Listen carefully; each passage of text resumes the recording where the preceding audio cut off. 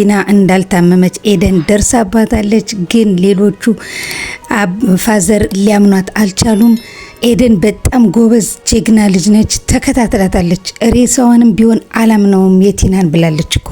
ግን ለምን ይሄን ያህል ቲና የቱን ያህል ርቀት እንደምትሄድ እያወቁ እንዴት እንደዚህ ሊሆኑ ቻሉ? እኔ ግራ ግብት ነው ያለኝ። የፋዘር የነካሌብ የትሁት ራሱ ትሁት ማን እንደሆነች ቲናን ታውቃታለች። ግን ይሄን ያህል ድረስ ለምንድን ነው እንደዚህ ያመኗት? በጣም ግራ የሚያጋባ ነው። ኤደን ግን በጣም ጎበዝ ናት፣ በጣም ጀግና ናት። ተከታትላታለች። ረጅም ሰዓት ስልክ ስታወራ አይታ እንግዲህ ለፋዘር ነግራቸው ፋዘር መጥተው እንግዲህ ቸክ አድርገዋት እንዴት እንደዚህ በስብሳ አንቺ ነሽ አይደል የጣልሻት?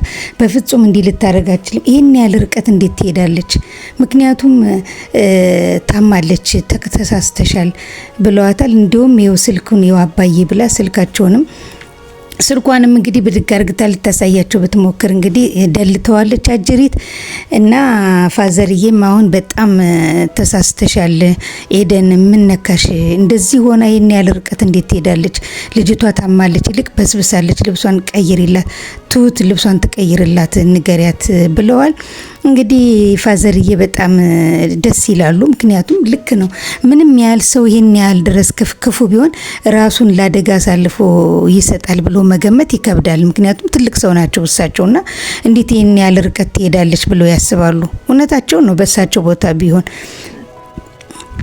እና አሁን ኤደን እሳቸው ባለማመኗ ትንሽ የተበሳጨች ትመስላለች። ግን ደግሞ እሳቸው ደግሞ ያው ትልቅ ሰው ስለሆኑ ማመን አለባቸው የግድ። ምክንያቱም እያዩት ነው። በጣም የታመመች ትመስላለች። እውነትም ላያት ሰው እንደ መጀመሪያ እንደውም መጥተው ይኸውልሽ አየሽ ያኔ እኔን እንደዛ እግሬን እጄን አስራችሁ እንደዛ ስታረጉኝ የነበረው ያኔ እንደዛ ስታረጉኝ ምን ያህል እንደማዝንና እንደምሰቃይ አስበሽዋል? ይኸው አሁን አንቺ ራስ ላይ ደረሰብሽ። ስለዚህ እንደዚህ መሆን ጥሩ አይደለም ልጄ፣ ግን አሁን ይሻልሻል፣ አይዞሽ፣ ቆመሽም ትሄጃለሽ ብለው እንደውም ላይምሯ በጣም የጭንቅላት ህመም ነው ሰጥተዋት ይወጡ መጀመሪያ ላይ። እና ከዛ እንደውም ፎቶዋን አልብሰው ምን ብለው ክፉ ላደረገልህ ደግ አርግለት የሚለውን ፋዘርዬ እንትን እያሉ ነው እየፈጸሙት ነው። እና እንግዲህ ከዛ በኋላ ነው ስልክ ስታወራ ኤደን ተጠራጥራ አዳምጣት የመጣችሁ ማለት ነው። በሩን ስትከፍተው እኮ ደንግጣለች። ስልኩንም የዘጋችሁም አልመሰለኝም እንደው። እና ምን ልላችሁ ነው ውዶችዬ፣ አሁን ቲና ደግሞ በጣም ተበሳጭታለች። ኤደን እንዳወቀችባት ስላወቀች እንደውም ተነስታ ፈታው ሁሉ ነበር፣ አውልቀው ነበር አንገቷ ላይ የገባውም። ከዛ እንደገና ምንም አማራጭ ስታጣ ወዲያው ደግሞ ተከትሏት ሰዎች መጥተው ስላላዩት በቃ ያላት አማራጭ ምንድነው? ስልኮቹን ድሪት ልታርግታ ኤደንን ውሸታ ማድረግ ነው። እንዳሰበችው ተሳክቶላታል ብዬ እላችኋለሁ ውዶችዬ። እስኪ በቲና ላይ ያላችሁን ሀሳብና አስተያየት ኮሜንት ላይ አስቀምጡልኝ። አሁን ኤደን ውሸታም ተብላለች። ነገር ግን አባዬ ወይም ፋዘርዬ መጨረሻ ላይ ለማንኛውም ካሜራው ስላለ ካሜራውን እናየዋለን፣ ያኔ እውነቱና ውሸቱ ይጋለጣል ብለዋል። እሷ ግን አሁን እንግዲህ ያን ካሜራ አግኝታ ምናልባት አጥፍታው ከሆነ ነው እንጂ ካልሆነ ግን ምን እንደሚፈጠር እስኪ አብረን የምናየው ይሆናል ውዶችዬ። እንግዲህ ካሌብ ነው። ካሌብ ደግሞ ያው በሩ ከተዘጋ በኋላ በበሩ የሆነ ወረቀት መጥቶ ነበር። ከዛም ትሁት ነበረች ብድግ አርግታ ስታነሳው ፎቶና ወረቀት ነበር። ወረቀቱንም ምንድነው ብሎ ሲያየው ነጠቀችው። ከዛም እንደውም ካሌብ ነው መሰለኝ ያነሳው። አይታው ፎቶውንም ነጥቃው ምንድነው ይሄ ምናምን ሲሏት በጣም እየተርበተበተችና እየደነገጠች በጣም በድንጋጤ ፊቷ በቃ እንትን ብላ ነው ወደ ኪችን የገባችው ማለት ነው። ኩሽና ገብታ በጣም እየተርበተበተች ነበር። እነሱ ደግሞ ምን ሆና ነው ምን ሊሆን ይችላል እያሉ ተደናገጡ። ከዛም እንግዲህ ገብታ ከእህቷ ጋር አወራችና ይሄ ሰውዬ ምንም ሊለቀኝ አይችልም፣ አሁን ሁሉም አውቀዋል፣ ይሄው የልጅቷን ፎቶ ላከ፣ ወረቀትም ጽፎ ልኮልኛል፣ በቃ ይሄ ሰውዬ ምንም እኔን ሊለቀኝ አልቻለም ያለች ከእህቷ ጋር ስታወራ ነበር። የማማዬን ፎቶ ልኮታል ብላለች። እህትየዋም እንግዲህ ሀሳቧን ስትነግራት አይ ሁሉም አይተዋል፣ ፎቶውንም አይተውታል ብላለች። ግን ለምን እዚህ ጋር ትሁት እኮ በጣም እውነተኛና ጥሩ ልጅ ነች። ለምንድን ነው ይሄን ያህል ርቀት ሄደችው? ለምን እውነቱን አትናገርም? ምን ችግር አለ? አዎ ልጄ ናት፣ ከሱ የወለድኳት ልጄ ናት። ግን በጣም ስለሚያሰቃየኝ ትቼ ለእህቴ ለሰጥቻት በቃ እኔ እየሰራው ከዚህ እየላኩላት ልጄም በጥሩ ሁኔታ እንድትኖር አድርጊያለሁ። በቃ የመጀመሪያ ልጄ ናት፣ ሌላ ልጅ የለኝም ብላ እውነቱን ብትነግረው ምናለ። አሁን እኮ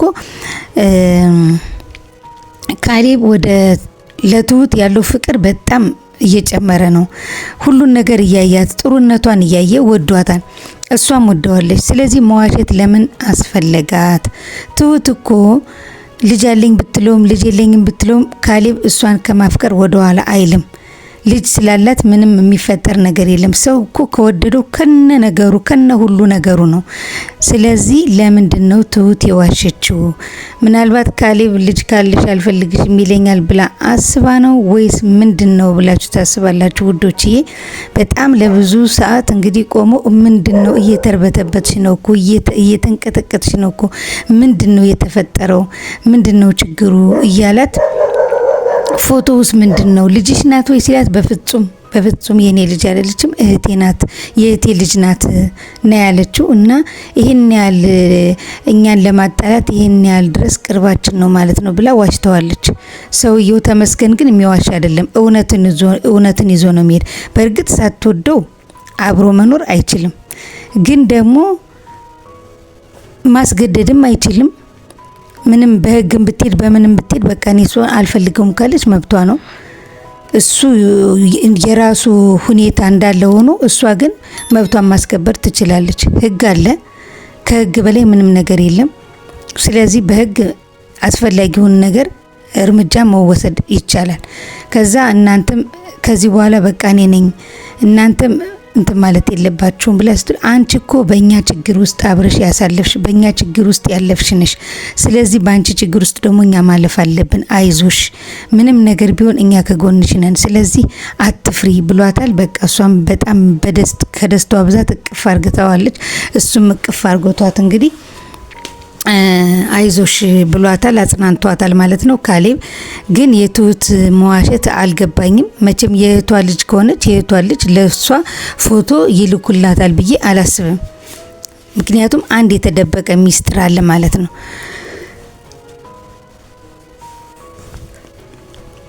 ስለዚህ ውዶችዬ እናንተ ምን ታስባላችሁ? በካሌብና በትሁትና በተመስገን ላይ ያላችሁን ሀሳብ አስተያየት ኮሜንት ላይ አስቀምጡልኝ። እንግዲህ በተረፈ ደግሞ እንግዲህ አሁን ኤደን ናት። ኤደን ደግሞ አሁን ውጭ ወጥታ ስልክ እያወራች እያለ ተመስገን የሆነ ልጅ ልኮ ሊያስይዛት ፈልጎ ነበር። ስልኳን አንሺው ብሏታል። ስልኩን አንሺው አላት። ስልኳን ስታነሳው ከሱ ጋራ እኔ ነኝ ማና አንተ ስትለው እኔ ተመስገን ነኝ፣ እንዳሳገትሽኝ ሰውየው ነግሮኛል። ስለዚህ አልለቅሽም፣ ቀጥ ብለሽ ልጁ ይዞሽ ወደ እኔ ይመጣል፣ ከዛ በኋላ እናወራለን ብሏታል። እንግዲህ እሷ ከተማ መሀልም ስለነበረ ሰው ውር ስለሚል እዛ ላይ አሁን ቢይዛትም ስለምትጮህበት ልጁ በጥንቃቄ ቀስ እያለ እየተራመደ ነበር። እሷ ግን እንዳትጠጋይ ብላ ሩጣ አምልጠዋለች። እንግዲህ ተሸሽጋለች ማለት ነው። ከዛም ልጁ ቀስ እያለ እየፈለጋት አለፋት። እሷም በድንጋጤ በጣም ነበረ እንትን ያለችው። ከዛ እንደምንም ብላ ሮጣ አምልጣነት ትሁት ጋር ስትገባ ደወለላት። ምን አርጊ ነው የምትለኝ ስትል በቃ ጀርባሽን እንዳታምኒ ካሁን በኋላ አልለቅሽም፣ ነግሬሻለሁ፣ በኔ መንገድ ውስጥ እንዳገቢ ብሏታል።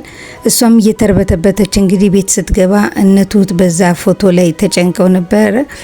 ከዛም እንግዲህ ምንድነው ሲሏትኝ በጣም ደንግጣለች። ተመስገን እንደሚከታተላት እና እንዳሳገት ነው ማውቋል ብላለች። ቲና እኮ መረጃ አላት። ቲና መረጃ እዛ ቁጭ ብላ ይሄን ሁሉ ወሬ ያወራሉ። ቲና ማናትና የተመስገን ሰው መሆኗን እያወቁ እንዴት ይሄን ሁሉ ሚስጥር በቲና ፊት ያወራሉ? እና እንዳሳገት ነው አውቋል፣ እሱ ነው እየተከታተለኝ ነው ምናምን ብላ በጣም ደንግጣ ስትርበተበት ከዛ ለዚህ ሁሉ መንስኤው እኔ ነኝ፣ እኔን ካላገኘ እሱ አይተዋችሁም በቃ ብላ ትሁት ተናዳ እንግዲህ ወደ ኩሽና ገብታለች ማለት ነው። እኔ ደግሞ በቃ ልብሷን ይዛ በቃ ልትወጣና ወደ ተመስገን ልትሄድ በእኔ ምክንያት ሰዎቹን እንዳታሰቃያቸው ከዚህ በኋላ በቃ ያው እኔ መጥቼላለሁ እንደፈለግ አድርገኝ ትላለች ብዬ ነበረ ያሰብኩት። እሷ ግን ኩሽና ሆና እያለቀሰች ነበረ። ምንም እንደማይተዋት እንግዲህ አውቃለች ማለት ነው ውዶችዬ። እንግዲህ ኤደን ናት። ኤደን ደግሞ አሁን ቲና በስልክ ስታወራ አይታት ካጠገቧ መጣ። እሺ እንዴት ነሽ? ዛሬ ካንቺ ጋር መተኛት እፈልጋለሁ ምናምን ብላት አንሶላውን ገለጥ አርግታ እንግዲህ ስታየው ስልኳ እያወራ እንደነበረ ደርሳበታለች። ከዛም እንግዲህ እንዴት ነሽና ምናምን እኔ ብቻ ነኝ ከዚህ ቤት ውስጥ አንቺ እንዳልታመምሽ የማምነው፣ ሌላውን ታዩ፣ እኔ ግን እንደማላምንሽ ወቂ፣ አልታመምሽም ብላታለች። ከዛም እንግዲህ ገለጥለጥ አርግታ እስኪ እንግዲህ መታመምሽን በደንብ እንየዋ ብላ እኔ ደግሞ እጇን ትነካካትና የሆነ ነገር ትላታለች ብዬ ነበር። እሷ እጇን አልነካካቻትም። እስቲ እንግዲህ አውሪያ ማውራት እንደምቺ አውቃለሁ፣ ስልክ ስታወሪ ሰምቻለሁ። ስለዚህ አውሪ፣ ለምን ዝምት ያለሽ አውሪ እያለቻት እሷም እንግዲህ እንደማይሰማ ሰው ሆናለች። ምክንያቱም